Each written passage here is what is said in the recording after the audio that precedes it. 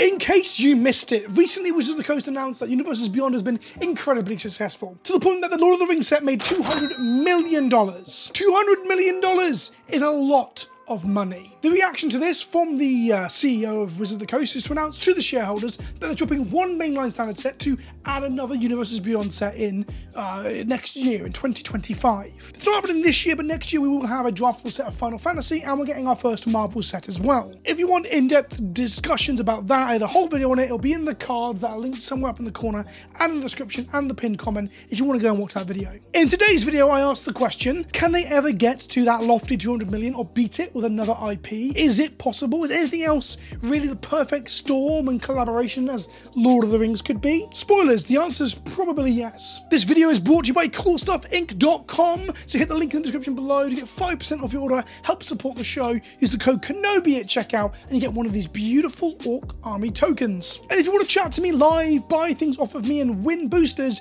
you can join me on Whatnot. There's the logo right there, Whatnot, via the app and the website. The link in the description below will get £10 off your first purchase. If you buy a single from me, like a signed foil land, for example, the card is free and you just pay shipping. Helps to support me and helps you to get some stuff off me if you have that parasocial relationship going on. If you want to gobble me up like some sort of infernal... What gobbles? Gobbling... dog. There are multiple ways to approach this idea. Firstly, Lord of the Rings' success can be due to a multitude of reasons, not only it being a huge IP of its own, but the fact that the crossover and Venn diagram of nerds that want to try Magic and want to buy booster packs and Lord of the Rings fans is quite heavily overlapping. I would make a Venn diagram to put in the video now, but I'm not. You're gonna have to watch my fingers do it, ready? Here's a Venn fucking diagram, baby! It being Magic adjacent as well means that there's less resistance to it from the I hate Universes Beyond crowd that do exist. There's a large vocal minority of you getting angry with me in the comment section from the last video. And there's the fact that Lord of the Rings has such a pedigree and such a avid and almost like pseudo-religious fan base for Tolkien and Middle-earth. And people were unhappy with Rings of Power and were looking to get their Lord of the Rings fix elsewhere, so maybe Magic did it better than Amazon did. The other way to look at this is just the raw pulling power of some intellectual properties and some universes that they could delve into. The raw ability to shift toys and collectibles and cinema tickets and bums on seats to make money. To that end, I went Googling to try and find lists of the highest grossing intellectual properties of all time to unpack and discuss them through the frame of could it be good in Magic? Now, I caveat, most of my findings I've taken have been, as a jumping off point for the conversation, from the Wikipedia list. I'll link that list in the description below. It's not perfect. It's all over the fucking place in some cases. I'll go through discussing some of the inconsistencies as we go, take every number with a pinch of salt. For some of them, I tried to cross-reference to other websites, and I'll name them as we go, but ultimately, the point I'm getting at is I'm aware my source is not perfect, but it's more of an illustrative jumping off point to give us an idea of where these properties are in terms of the hierarchy of how much fucking money they've made. Also, the older they are, the more confusing it gets because of inflation. For example, we're going to talk about Batman. That's been selling shit for like 100 years now. And I don't think the Wikipedia article takes into account inflation for either the ticket sales for 1989's Batman, nor the comic book sales from the 40s and 50s. Ultimately, these numbers are kind of bollocks, but they do give us an illustrative hierarchy that we can discuss. So let's come in and talk about Jurassic Park for a moment. A recent Universes Beyond that got secret layers, and it also got cards that you can find in the extra slots of the Ixalan block. This set was a crossover that made sense thematically and flavorfully, and Jurassic Park is pretty big in terms of merchandising and a rather rabid fan base that want to consume and buy dinosaur-related media. But Jurassic Park only came in at the 41st slot, the 41st place on Wikipedia's highest grossing IP list, with a total of $8.82 billion to its name. This includes box office, merchandising, home video sales, TV revenue from syndication, and extra spin-off media. The interesting thing about these figures as we go is that some media franchises just don't include certain things, so they just come out looking a little short. Either way, the point I'm making is that Jurassic Park is big business and it is a big known name, but coming at 41st puts it behind some weird shit. It puts it behind Thomas the Tank Engine and Friends, Angry Birds, and Real Akuma. The point I'm getting at with this early include and discussion around this is that Wizards of the Coast aren't looking just to grab the most profitable IP, they're often trying to grab things that fit with the set in some sort of thematic through line or tangent. Ixalan was dinosaurs, so the celebration of dinosaurs in pop culture, the best way to do it is probably Jurassic Park. Unless you're some sort of dork and you really like Transformers, and I guess it's Beast Wars. Let's do some runner-up options now for things that are sub $20 billion of revenue that I don't really think fit Magic the Gathering very well. James Bond, Toy Story, The Lion King, Pac-Man, Dora the Explorer, Looney Tunes, and Teenage Mutant Ninja Turtles all made more money in their lifetime than Jurassic Park, but all made less than $20 billion. Of all of them, the one that I think would fit or make at least an interesting Magic product would be Teenage Mutant Ninja Turtles. And also, I wouldn't be opposed to seeing Toy Story, because I quite like Toy Story. But it brings me to another point about how Universes Beyond is used within Magic. Often you will have a crossover that doesn't really fit in enough or give them enough room to explore, so it ends up with 4 to 10 cards across some secret layers. Think of the Stranger Things secret lair or the Evil Dead secret lair, although arguably you could make a wider set out of these, especially with Evil Dead because of it crossing over into the fantasy stuff in the 3rd movie. But either way, it gives them space to engage with that intellectual property, grab potential, not viewership, but patronage from the people who are into those properties without having to flesh them out into a set that doesn't make sense. Then you have something like Doctor Who, where Doctor Who is able to be fleshed out more than the secret lair with like a long back canon history, but it doesn't work for a draftable set because, for example, there aren't that many things that fly in Doctor Who unless you include like all the alien spaceships and shit. And thus, it becomes a much better Commander product, where they can make really hyper-focused decks that explore the environment without having to have draft archetypes and tentpole commons and uncommons and similar. My argument would be that Warhammer could have done either of these, Commander decks or a draftable set. I think Warhammer, they need to go back to it and do a draftable set, because there's so much scope and so many different factions and things within Warhammer you could do in a limited environment. I think it'd make for an excellent playpen or sandbox for them to build a draftable environment inside of. Meanwhile, in spite of becoming a Doctor Who fan through Magic, I don't think Doctor Who lends itself to a draftable environment. I don't think it gives you space to make commons and uncommons, because most people are just like people stood around the kitchen or stood in an alleyway with a frying pan or whatever they were in the Doctor Who decks. But then you have IPs like Lord of the Rings, where there's such a, again, similar to Warhammer, such a wide range of stuff that you could easily make an entire set out of it. I think Teenage Mutant Ninja Turtles might get there, but the rest of the ones I just mentioned wouldn't. James Bond would be a very shallow set where everything kind of just looks like a person sat at a table. Next up on our list of can it make $200 million? It's Warcraft. Warcraft, such as World of Warcraft, as well as the original games like Warcraft 1, 2, and 3, and any associated media with those, like the terrible Warcraft movie. Disclaimer, I haven't seen it, but everyone I know has seen it. It's not very good. I'm a massive Warcraft 3 fan. I loved Reign of Chaos and Frozen Throne. Not a big fan of World of Warcraft itself, but I love the world through those games. That game is one of my favourite games of all time. And I think, again, it gives a lot of room and scope to be able to make a Magic the Gathering set. Now, there is an issue that it's too adjacent to Magic, in the sense that it cribs stuff from Magic, and Magic probably cribs stuff from World of Warcraft over the years. And that could be an issue. It's part of the reason why we're seeing a Fallout set instead of an Elder Scrolls set, right? And why we saw a 40k set instead of an Age of Sigmar set. The fantasy worlds are too similar to Magic. However, the counterpoint to that is that Lord of the Rings is an example of that, and it did very well and people were excited by it. I think Warcraft has that space for people to spend a lot of fucking money. Keep in mind that of that money, $12 billion are through the revenue from the video game alone, but the movie only made $500 million. So Warcraft is absolutely making its money through horse armor and video game sales more so than the shit movie. A Universes Beyond that I would love to see is Star Trek. Star Trek is absolutely a thing I grew up loving. Both my parents absolutely loved it. I religiously would come down and watch it with them when it was on BBC Two. Recently got back into Star Trek to the point that I actually subscribed to Paramount Plus on Prime so I could watch Strange New Worlds. I would love to see them explore Star Trek and have some of my favourite characters from Star Trek in a Magic set. Again, the draft environment might be weird because having spaceships with flying and then creatures without flying being on the ground, it kind of doesn't quite fit. But either way, I'd love to see a Star Trek set. However, I don't know if it's one of those ones that'll make enough money. Star Trek made $10.7 billion in revenue in its lifetime. Retail sales, which excludes VHS, Blu-ray and rental, is $4.7 billion. That's toys, merchandise and comics. Star Trek has made quite a lot of money just through selling stuff to people. So it's one of those ones with a collectible market and again, an avid fan base who are willing to get into the collectibles and buy them, similar to Doctor Who in a way. So I think it can be successful, but it's more a Doctor Who success than a Lord of the Rings success. Now, with Marvel coming up, the other option, the obvious one, is DC Comics. Now, many of you are going to hate on this because you don't like Aquaman or the Justice League movies because, well, the DC movies tend to be really fucking bad. But what a lot of people don't know is that I've got a Batman tattoo. I fucking love DC Comics. I used to be a regular collector of the Justice League, Superman, Green Lantern and Batman all through my time at uni. At one point, I couldn't afford to play Magic anymore, but I kept collecting comic books And I wish it was the other way around, because I ended up selling most of my comic book collection. Either way, I love the pantheon of godlike characters and the stories told by DC. And I think, personally, as much as I love Marvel, and I really love Marvel, I am more a DC boy than a Marvel boy, even if the movies fucking suck. But the point is, people are going to tell you that DC can't possibly compete with Marvel. And on a cinematic sort of angle, they can't. Batman alone has made $29.6 billion in its lifetime. It's long running, I guess that's one of the big reasons, right? But it's made a lot of money at the box office too. Batman is as much of, if not a bigger household name than anything Marvel still has. And with retail sales of $21 billion worth of toys, Batman is a big, I don't know, what we call it, a unit shifter, bums on seats shifter. Superman comes in not even close at $6.9 billion worth of revenue as a media franchise and IP. But those two combined rival most of Marvel.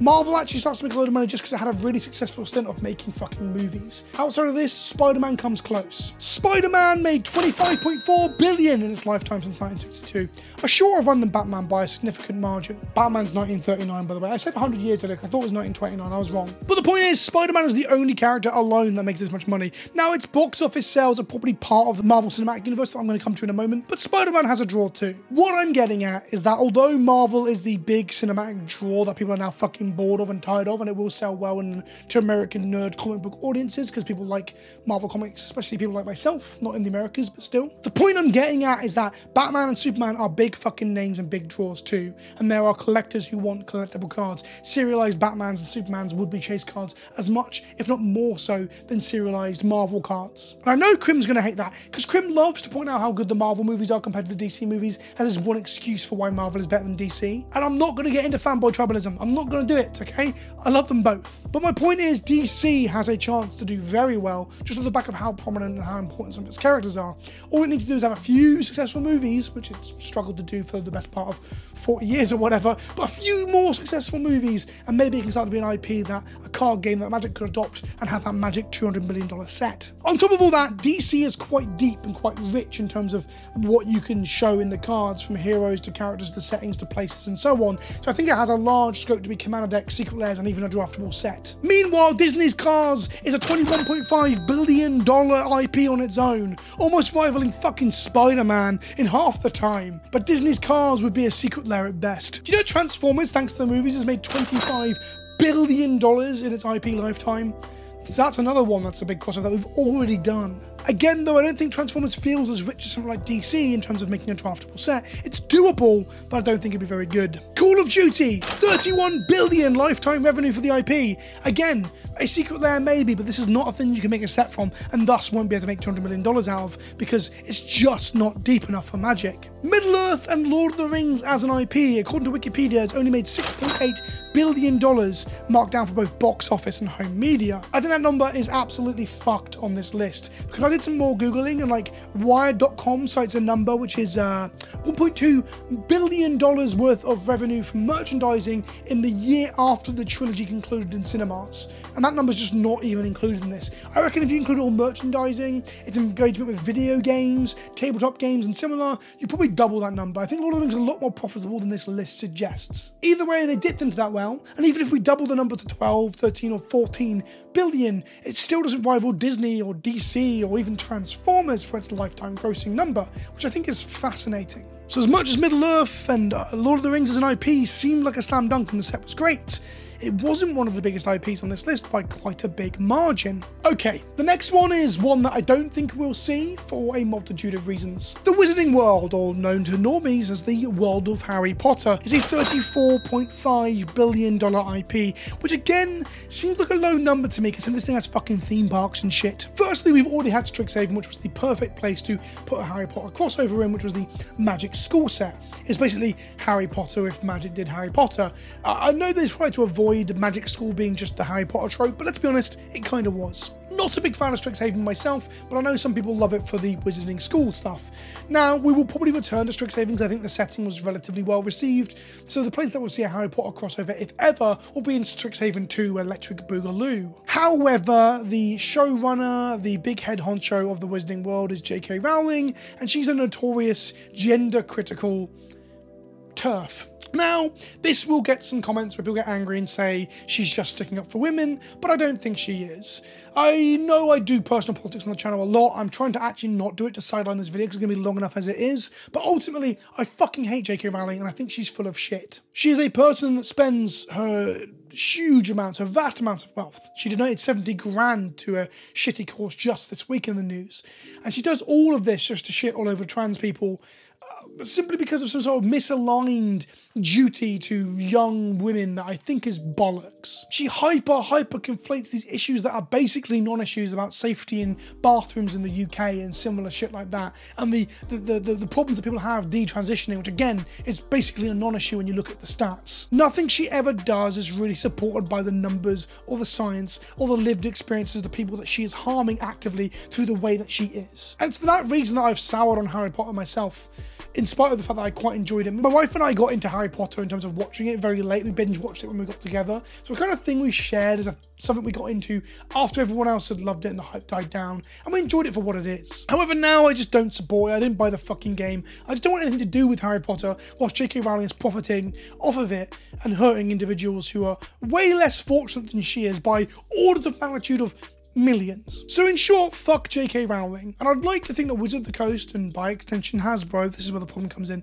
but Wizard of the Coast are socially conscious enough to avoid ever getting in bed with her, because A, she's a fucking dickhead, and B, they should hopefully stick to those guns of the progressive stuff that they've used in the past to almost market their things. If they were ever to do a Harry Potter crossover, it'd be so unbelievably hypocritical of all of the things they've done to prop themselves up as one of the more progressive companies in the gaming space. So, to summarise, I think it would be a fucking dreadful decision. However, there's a lot of scope there to make a set in, and Hasbro are the ones driving the decisions, right? Chris Cox probably doesn't give a fuck about anyone but the money in his pockets. And thus, I can see a misalignment of corporate goal and Wizards of the Coast ethics. I would really hope that somehow Wizards put their foot down and it became a big news story or something, but oh god, it gives me the ick. I have a fear that will happen one day. So let's throw Harry Potter in the bin and talk about something a little less, I don't know, turfy. It's Marvel, baby! The MCU made $32.3 billion in its lifetime, and Spider-Man made $25.4 billion. Everything else pales in comparison, but either way, this is big fucking money, big bums on seats, big merchandise sales. And Marvel is coming. I think Marvel has the potential both to be an interesting and wide draft set or 2 or 3, because they can do different story arcs. They can both introduce everything with like the Avengers Assemble almost sort of set up, and then do storylines like Civil War and Secret Invasion way better than the movies did. So I think it's got a breadth and a range that I think will help Magic. But on top of that, it's got comic book collectors who are willing to buy action figures and stupid toys, put them on their shelves behind them like I do, and then talk about this stuff on the Internet Hub about how they don't like women in their Marvel movies. That was a bit much. Not all Marvel fans are like that. I just wanted to throw a dig at that whole fucking manosphere bullshit adjacent crap on YouTube. So if we have Chase Infinity Stones, the gauntlet itself, imagine a one-of-one gem for each of the gems. Post Malone have to buy 5 gems to assemble the Infinity Gauntlet as opposed to the one ring. Although if Post Malone got all 5, is it 5 gems or 4? It's 5, right? One per finger. 5 gems or stones, depending on if you're comic book or movie. Gems and stones plus the ring, and he had all of them. He'd be more powerful than any other being on the planet. But I think from a collectability standpoint, a breadth, and it's got more space for sets. More sets can be made from it than, say, Lord of the Rings, for example, even though they could have dragged that out to be multiple sets if they wanted to. I think Marvel will be the one that we see really get there. However, I do think there are other IPs that could get there, so Marvel is kind of a certainty to me. Final Fantasy didn't make it onto Wikipedia's list somehow, but on a cursory Google, fandom.com and a few other places like Statista.com claim that Final Fantasy has made $18 billion lifetime revenue. It sold 185 million units in its lifetime, and thus Final Fantasy is way up there too. I don't know if it's as collectible or as desirable to like normies and people outside of Magic as, say, Marvel is, but it's probably not far off. I give less of a shit about Final Fantasy, so I don't know, I've got less to say about it. I guess Sephiroth's song's cool, and Final Fantasy VIII is the best Final Fantasy because Squall's Gunblade made 9-year-old Vince feel funny. Who else is left when we've covered all of that? Well, there's a couple, right? First of all, we've got the House of Mouse, which is Mickey Mouse and associated cartoons at $52.2 billion of lifetime revenue as an IP. Insane numbers, but I think with Lorcana being what it is, and, well, that's it really. Lorcana's the one holding us back. I don't think Disney has the breadth to be a real set. I often look at the Lorcana cards and I think these are just characters from the fucking movies. There's not a lot of world building there. Actually, I said there's almost zero world building with the Lorcana stuff. It's all just alternate takes on beloved characters. It's fine. References are fine. That's what the Universes Beyond Commander decks are. Anyway, I don't think Mickey Mouse as a world has a lot of breadth for a set that's draftable, for instance. But regardless of that, I think Lorcana might just keep all that separated from the rest of us and the rest of the card gaming world for crossovers. However, Disney do own Marvel, and we're getting Marvel stuff, so it's not completely outside the realms of possibility. I always thought we'd never get a League of Legends crossover, but we got an Arcane Secret Lair, even though we had Legends of Runeterra as a competitor to Magic to an extent. On that note, let's talk about Star Wars, baby! Fuck yes, give me Star Wars. As you might have noticed from my name, Pleasant Kenobi on the internet, that's me. I fucking love Star Wars. Star Wars is like one of my favourite things. Sure, I'm a bit tired of it. Sure, some of the recent media was shit. Sure, Rise of the Skywalker made me want to fucking can I say that word? It made me want to Minecraft myself. But I fucking love Star Wars. And I'd love to see Magic's take on Star Wars. Again, I think there's a lot of breadth there for world building within the card games and showing off parts of Star Wars and draftable sets as well as commander decks and so on. Now, the caveat to all this is that Fantasy Flight Games are releasing Star Wars Unlimited about 2 weeks from this video coming out. And I've played it, and I think it's pretty fucking good, and I'm putting in a pre-release for it. I might put a first impressions video out later this week if people want to see it. Comment down below if you want to see that. But because of that, again, it makes me feel like it's unlikely we'll get Star Wars cards for the time being. But again, if that game doesn't survive, or they just want to do a small crossover with Commander products, it is money being left on the table if they don't. Either way, Star Wars with one-of-one lightsabers and ships, the one-of-one Millennium Falcon, the one-of-one Luke's X-Wing, shit like that, that would do gangbusters. Like Darth Vader's helmet, or Darth Vader himself, or some shit as a card that's a one-of-one, or serialized or some shit, that would make for a big chase, similar to the One Ring. And there's only one franchise that can rival that, if I'm honest. So Star Wars could easily make them 200 million. I just don't think they're going to have it anytime soon. Hello Kitty, $84.5 billion, making it Wikipedia's second most profitable IP in the fucking world. Well, actually, not quite. Wikipedia only has it at 28.3 billion, but I've had multiple other websites tell me it's 84.5 billion. So who the fuck knows at this point? I went digging through the sources for this one just to try and understand the discrepancy of 60 billion. Like, where's the 60 billion gone? Turns out the Wikipedia article only has the years that we're showing on screen now listed. It's only citing 10 years. Since 1986, that's claiming that only 10 years worth of sales. Like, as if they didn't sell anything from 1987 to 2000. Wikipedia can be a shit show sometimes. Hello Kitty is the prime example of a huge IP that is absolutely massive, globally recognised, probably as famous as Jesus Christ himself and Mickey Mouse, but it would make for a shit Magic set.